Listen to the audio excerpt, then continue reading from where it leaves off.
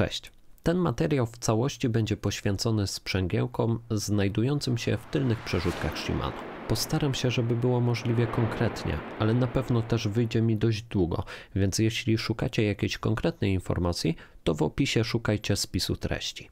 Więc jak już wiesz, czego się spodziewać, to zacznijmy sobie systematycznie od początku. Ja w tle będę sobie walczył z zapieczonymi śrubkami, bo jeśli nie były odkręcane przez ostatnie 6 lat, to mogły być nie lada problemem. A my przechodzimy do paru słów o historii tej technologii. Sprzęgiełko Shimano na rynku znane jest od 10 lat. W 2011 roku pojawiło się pierwszy raz w XTR-ze. Potem stopniowo zeszło przez XT, SLX aż do Deore i w sumie to nie zmieniło się jakoś bardzo. Od zawsze pokrywka sprzęgła montowana jest na 3 śrubach. Pod nią można znaleźć cały mechanizm oparty na jednokierunkowym łożysku igiełkowym, z tą drobną różnicą, że w pierwowzorze, czyli modelu RDM 985, mieliśmy taki drobny bajer w postaci kluczyka 5,5 mm wprojektowanego w sam mechanizm sprzęgła. I tak jak obecnie można byłoby wtedy dokonać regulacji napięcia blaszki zaciskowej, mając w ręku standardowy multitool, a w nim klucz impusowy 2 mm. W konstrukcji pokroju RDM 675, które dziś rozbieram, nie jest to możliwe, ponieważ niezbędny jest klucz 5,5 mm lub kombinerki, a możliwość łatwej regulacji wraca dopiero od modeli liczonych w tysiącach, tak jak RDM 6000, które jeszcze się dziś przewinie, a wymaga jedynie imbusa 2 mm. Mechanizm działania tej technologii zawsze jest ten sam. Chodzi o to, żeby łańcuch, który swobodnie na nierównościach, gdy na nie najedziemy, rusza się góra-dół, nie szarpał aż tak bardzo ramieniem, czyli całym wózkiem przerzutki. Zwróć uwagę, że razem z ruchem wózka obraca się centralny trzpień, a na nim zablokowane w tym kierunku łożysko jednokierunkowe, którego z kolei cały korpus oporowany jest przez blaszkę oporową. Jej napięcie regulowane jest tą małą śrubką i im bardziej jest wkręcona, tym większy opór musi pokonać wózek szarpany nie tylko swoim, ale też łańcucha ciężarem. A żeby ten mechanizm udało się dezaktywować, mamy tę mimośrodową krzywkę, która zbliża lub całkowicie oddala ramiona blaszki oporowej za pośrednictwem dźwigni dostępnej dla nas w każdej chwili. I gdy w starszych modelach śrubka jest na płaski klucz 5,5 mm, tak w nowszych, przykładowo w tym Deore, śrubka jest na imbus 2 mm. Położenie elementów jest takie samo, jednak względem całej przerzutki są zrotowane w taki sposób, aby dojście do imbusa regulacji było od dołu, ponieważ w modelach wyższych, XTR, również XT, znajduje się tam otwór rewizyjny, pozwalający na regulację mocy napięcia sprzęgła bez zdejmowania jego pokrywki. Jeśli chodzi o rozpoczęcie serwisu, najlepiej sobie zacząć od odkręcenia kółeczek, bo prawdopodobnie przy tak dokładnym serwisie będziemy i tak te kółka czyścić. No w moim przypadku są one absolutnie zabrudzone. No staramy się nie pomylić. Podkładki i tulejki od poszczególnych łożysk odkładamy do nich. Po zdemontowaniu kółeczek i jednej strony wózka najlepiej zadbać o to, żebyśmy sobie pantograf naciągnęli i utrzymali w tej pozycji naciągniętej. Będzie nam to ułatwiało potem pracę. Możemy to zrobić albo wciskając tutaj pomiędzy elementy pantografu jakiś plastik, czy to będzie cokolwiek od zestawu do odpowietrzania, tam do skracania elementów hydraulicznych Shimano, cokolwiek znajdziemy tak naprawdę. Mi najłatwiej jest to zrobić trytytką. Zaciskamy sobie pantograf i w ten sposób zaciśnięty pantograf mamy w pełni otwarty, także z tej perspektywy pantograf nie stoi nam na linii wózka, jeśli będziemy popuszczać naprężenie sprężyny. Tutaj mamy luźne sprzęgło, delikatnie odginamy.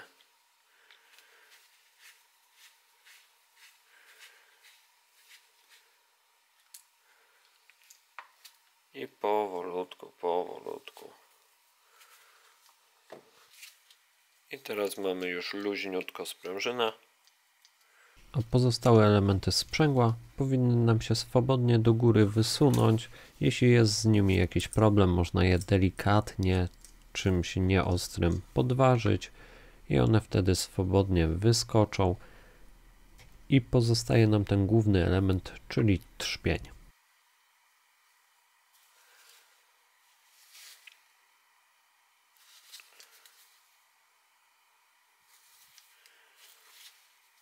Później możemy sobie najzwyczajniej w świecie odkręcić główny element. No w moim przypadku widać, że w środku będzie już średnio smar mocno spracowany, ciemny, czarny. Jeśli chodzi o sprężynę, no tutaj widzimy otarcia. No pracował nam tam jakiś piach, brud. Jeśli chodzi o sprężynę, sprężyna dość zabrudzona, zapiaszczona. Przy okazji ujawnia się problem z uszczelką, która swoją drogą jest plastikowa, więc będzie po prostu trzeba ją naprawić. Nie pozostaje nam nic innego jak zdemontować dźwignię sprzęgła, wyciągamy metalową zawleczkę, odkładamy sobie, żeby jej nie zgubić. Dźwignia z delikatnym oporem, ponieważ mamy tam o-ring, się wysunie.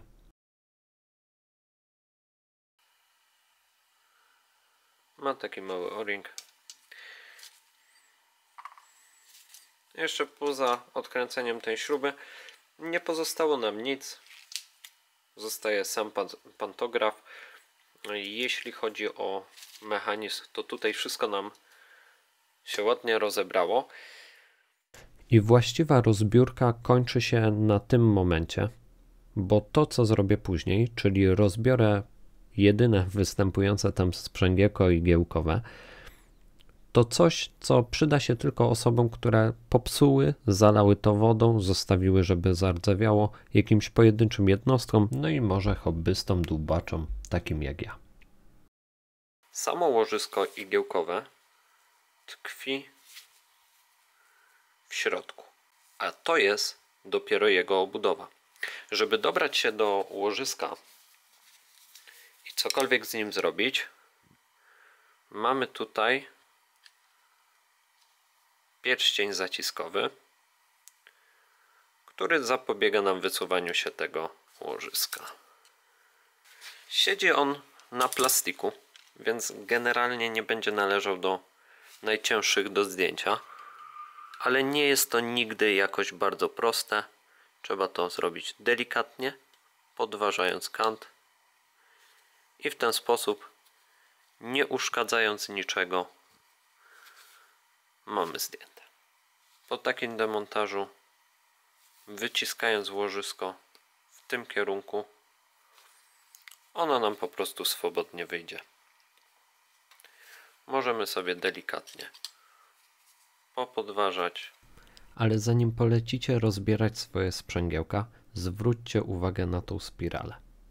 Spiralę, nie wiem, gwiazdkę, wirek, metalowy. W każdym razie widzicie ten metalowy kształt na plastiku. No to jest ważny element, dlatego że każde łożysko jednokierunkowe potrzebuje sprężynek, które wpychają te elementy w łożyska w właściwe miejsce, to się potem tam fajnie blokuje. No taka zasada działania. I ta spiralka, ona jest tak jakby na ten plastik nałożona i te takie czarne punkciki na niej, to jest zaklepany plastik, tak to nazwijmy. Broń Boże, nie wyjmujecie tego metalu z plastiku, bo będziecie musieli to potem na jakimś kleju błyskawicznym wklejać, bo to potem samo się wysuwa. Po prostu w trakcie pracy tego łożyska będzie spadać z tego plastiku, wypadać, w końcu się te właściwie sprężynki się powyginają i nie będzie to działać sprawnie.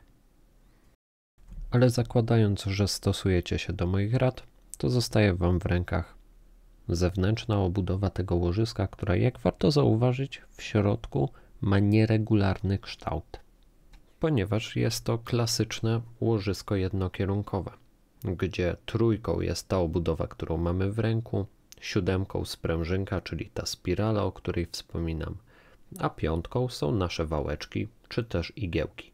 I tyle o rozbieraniu tego sprzęgła, nie da się bardziej. A teraz dobra rada.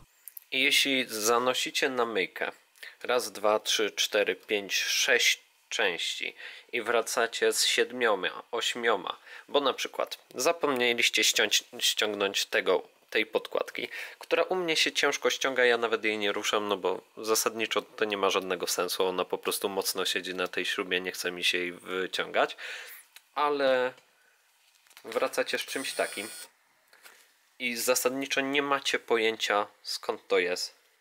Jest to taka mała podkładka, dość cienka, rozmiarowo pasuje na ten czpień, ale też w sumie nie wiecie, gdzie on ma być. To nie ma co panikować. Bierzemy sobie,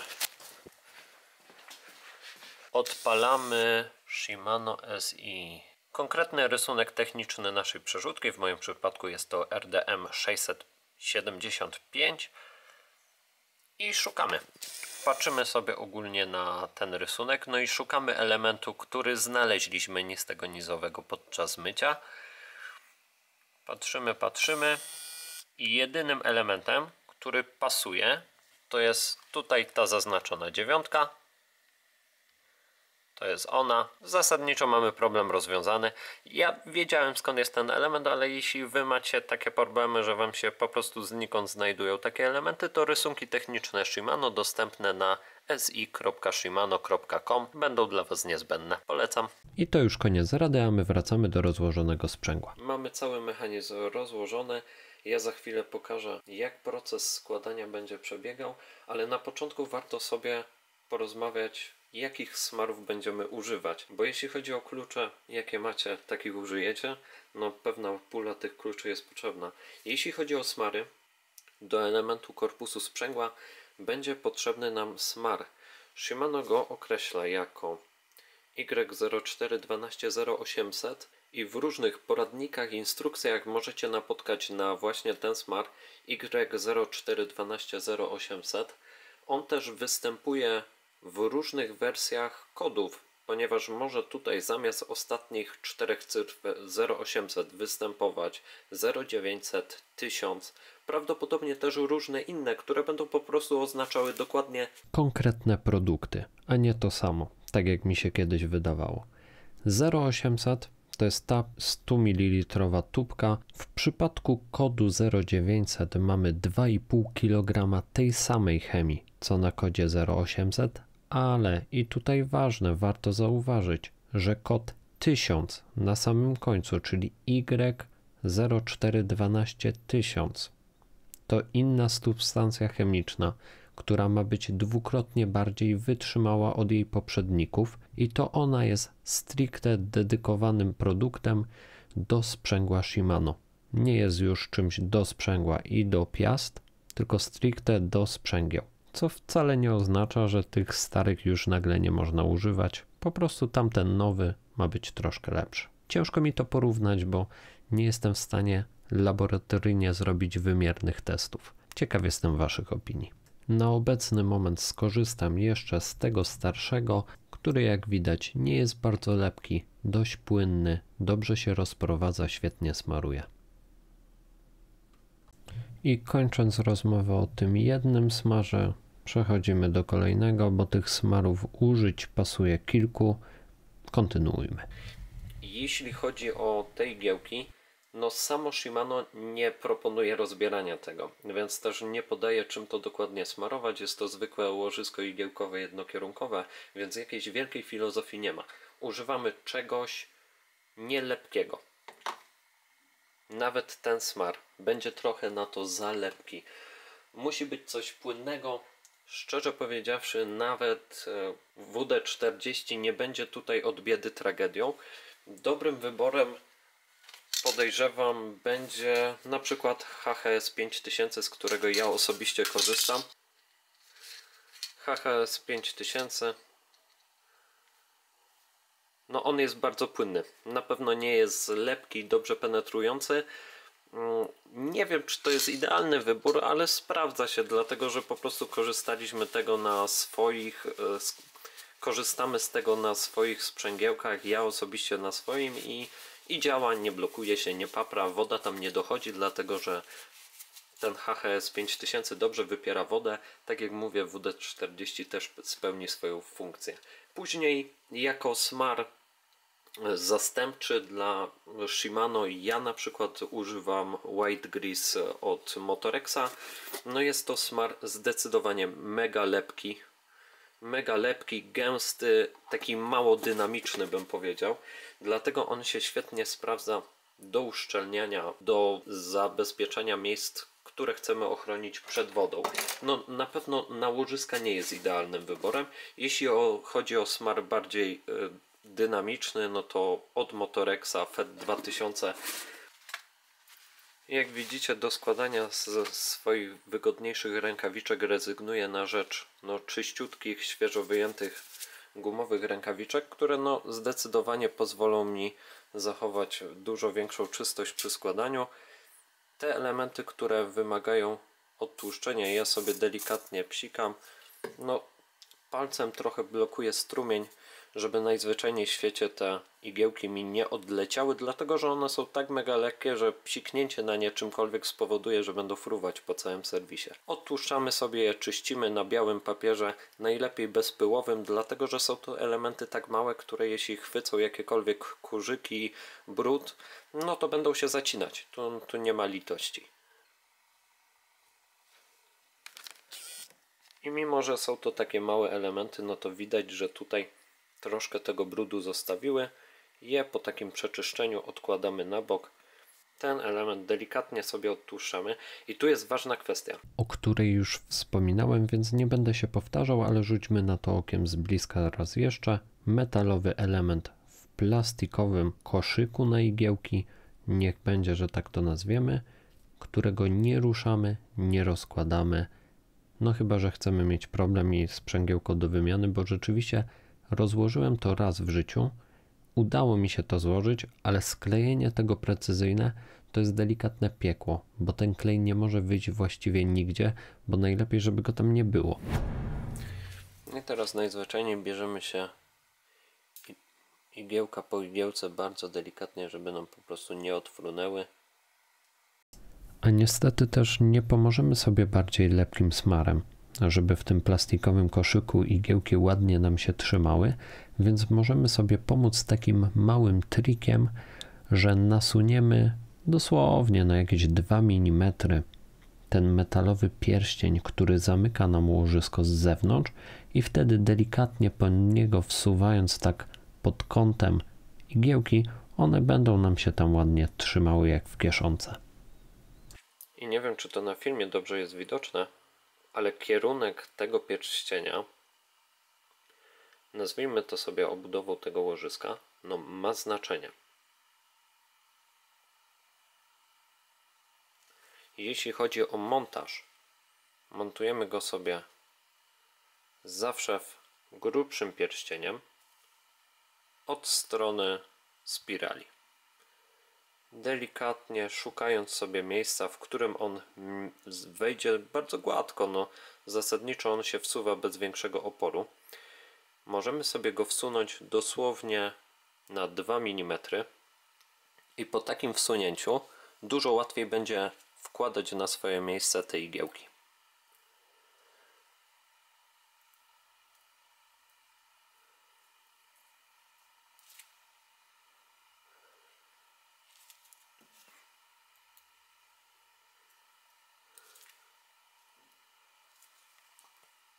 Gdy mamy wszystkie igiełki włożone, delikatnie takim ruchem pełzającym wsuwamy sobie, żeby nie wygiąć żadnej blaszki, bo potem ten element jest już ciężki do uratowania, nie ma się co oszukiwać, później jest już kicha. Delikatnie, dosłownie malutką ilość tego HHS-a, tak żeby się leciutko spienił na powierzchni. Tyle. On nam się spieni, on wypłynie dosłownie, wszystko tutaj upapra tym. My sobie za ten czas możemy wziąć nasz czpień, wsunąć sobie czpień delikatnie bardzo. I jak nie dopchniecie tego plastiku do końca, to możecie mieć taką chwilę konsternacji jak ja, że to sprzęgło nie działa. I to co ważne, teraz widzicie, tej przerwy już nie mam. Po mocnym dociśnięciu tego, i patrzcie jaka jest różnica, w tę stronę no po prostu nie ma fizycznej siły, żebym ja to przekręcił. Jest absolutna blokada. A na powrocie jest swobodny obrót. I blokada, i swobodny obrót. Wycieramy to sobie super dokładnie, żeby jakiekolwiek resztki bierzemy sobie trochę odtłuszczacza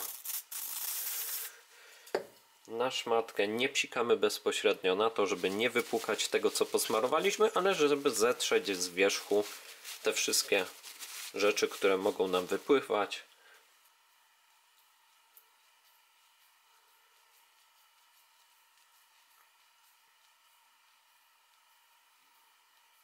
No i to jest poprawna praca. Pamiętamy, że w tym miejscu był pierścień ograniczający rozpadanie się tego całego mechanizmu. Zakładamy go sobie delikatnie paznokciem od jednej strony. Powoli, delikatnie napychamy go na ten plastik, aż on sobie tak chrupnie. Więc sprawdzamy, próbujemy wypchnąć. Wszystko siedzi jak należy, więc przechodzimy do dalszej części składania. I bierzemy się za właściwe składanie. Ja mam tutaj już to złożone.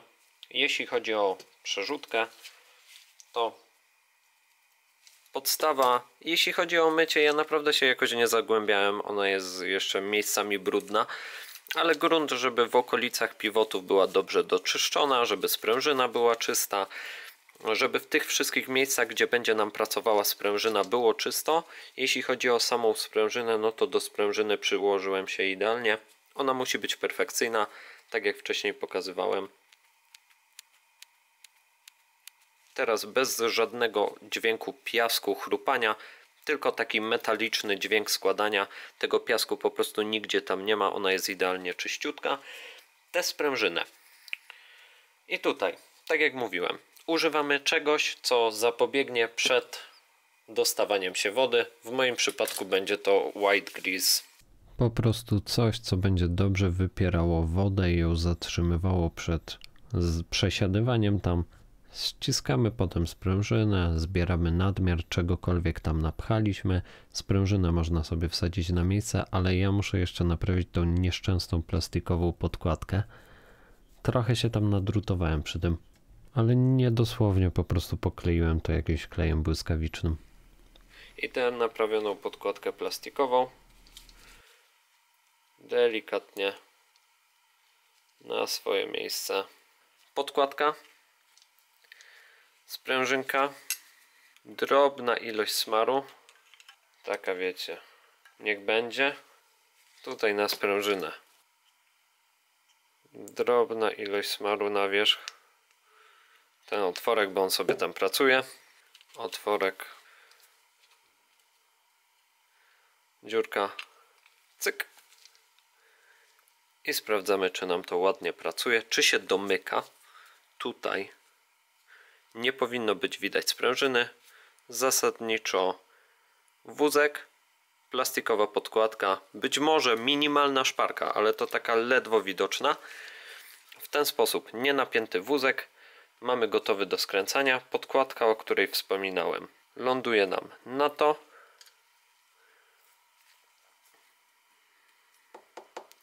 Tu dajemy sobie troszkę smaru dynamicznego, taki, który będzie ładnie smarował. Ładujemy. Wycieramy ten smar dynamiczny, wycieramy z tego, bo na tym będziemy używać smaru innego. To sobie wycieramy i czwórką delikatnie dokręcamy. I jak mamy tak delikatnie chwycone, no to mamy już pewność, że sprężyna nam się nie urwie. Patrzymy, jak nie wiemy, w którą stronę napiąć, bo mamy chwilowy zawias, odsłaniamy sobie to od smaru i widzimy, w którą stronę jest haczyk. W ten sposób go nie zahaczamy, ale w ten sposób go zahaczamy. Co oznacza, że w ten sposób naciągamy. Jak mamy naciągnięte, to w końcu dziurka minie się z tym ząbkiem. W końcu się z nim minie. Jak nam się mija, to przytrzymujemy sobie w ten sposób. Bierzemy sobie śrubkę blokującą wózek. W ten sposób celujemy. Zaczynamy wkręcać. Jak nam chwyci, to w sumie to dokręcamy do oporu. Tam prawdopodobnie to będzie koło 2 N, więc nie dajemy jakoś mega mocno. I mamy gotowy już napięty wózek. Tutaj tą czwórką dokręcamy. Oczywiście najlepiej robić to kluczem dynamometrycznym, nie ma się co oszukiwać. No to jest 8 Nm, no i ja mniej więcej na tyle dokręciłem. Tam prawdopodobnie było około 7, bo dosłownie się o 2-3 stopnie obróciła jeszcze śruba, więc prawdopodobnie tyle. I mimo, że miewam czasem normalnie szczęście, to niestety nie tym razem zapomniałem założyć dźwignię, więc odkręcam. Odpuszczamy i teraz możemy sobie ją włożyć. Jeśli chodzi o smar na dźwignię, no to tutaj jest mały o-ring. Dajemy coś, co będzie zapobiegało przed dostawaniem się wody. Ładnie dookoła rozprowadzamy. Dźwignia ląduje na miejscu. Rozprowadzamy sobie smar. Nie zapominamy o blaszce. I tak jakby blaszka wsuwa nam się na szerszą część tego czpienia. Ona tam na dole przy blaszce jest zwężona, ale patrząc od góry wsuwamy ją na szerszy bok blokady. Ona generalnie wchodzi bez większego problemu. No to jest nasze Y0412 0800.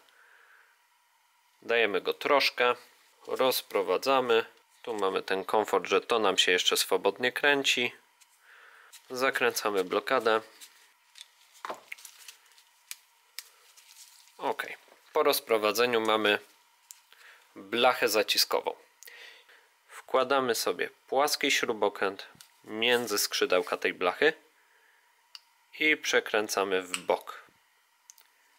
W ten sposób ten element nam się blokuje. Możemy go sobie swobodnie założyć. Teraz jest pytanie, czy długim skrzydełkiem od strony śrubki regulacyjnej, czy krótkim.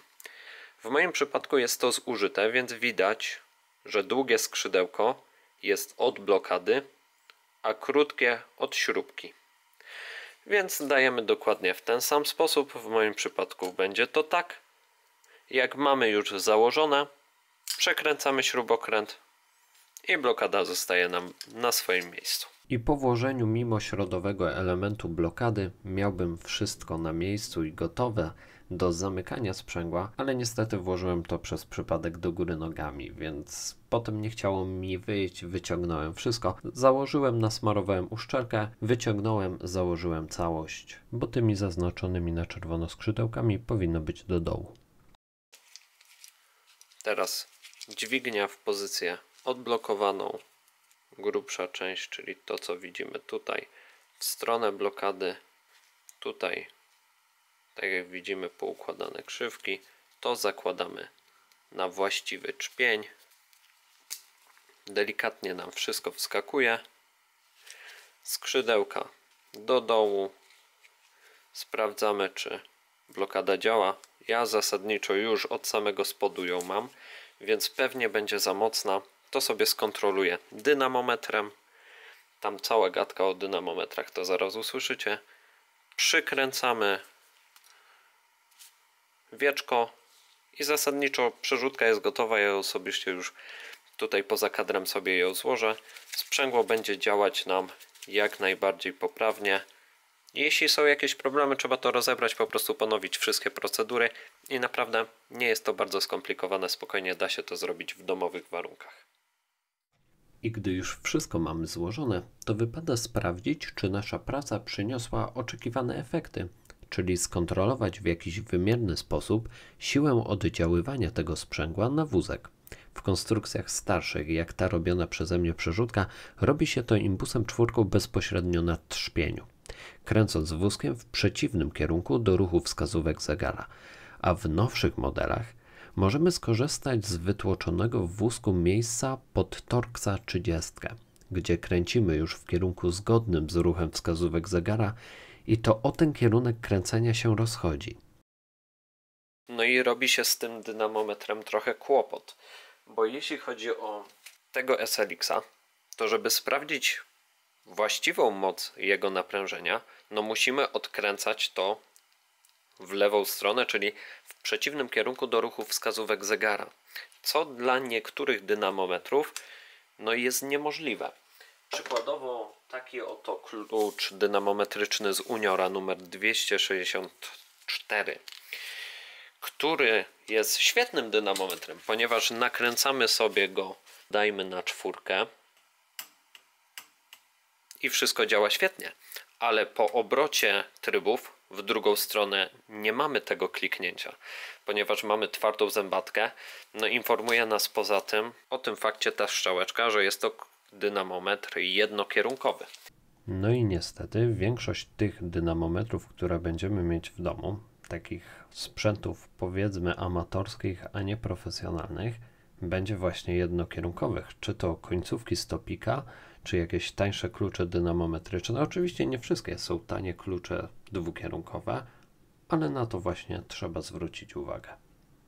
I ja sobie tam w tle zakręcam pokrywkę sprzęgła, a dla Was mam jeszcze parę informacji. Pierwsza jest taka, że w nowych przerzutkach XTR-ze, XTEC-u, SLX-ie, Deorce 12-rzędowej, Deorce 11-rzędowej możemy sprawdzić siłę tego sprzęgła bez ściągania wózka.